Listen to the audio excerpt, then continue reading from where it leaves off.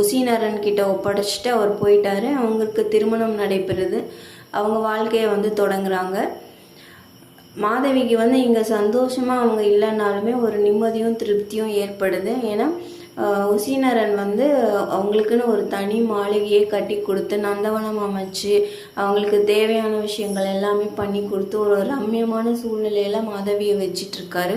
அது வந்து மாதவிக்கு ரொம்பவே பிடிச்சிருக்கு. மற்ற 2 மன்னர்கள் மாதிரி இல்லாமல் இவர் வந்து ரொம்பவே நல்ல மனிதராக இருந்தார். ஹரியசுவன் வந்து ஒரு காமுகனாக இருந்தான். திவோதாசன் வந்து தர்மம்னு சொல்லிட்டு மாதவியை வந்து அவமானப்படுத்திட்டும், மாதவிக்கும் காலவருக்கும் இருக்கிற உறவை வந்து ரொம்ப கொச்சைப்படுத்திக்கிட்டும் தான் இருந்தான். ஆனால் உசீனரன் அந்த மாதிரி இல்லை. இவர் ஒரு கலைஞன், கலா ரசிகன், ஏன் ஓவியரும் கூட. மாதவியோட ஓவியத்தை வந்து அவர் வந்து தீட்டிகிட்டே இருந்தார்.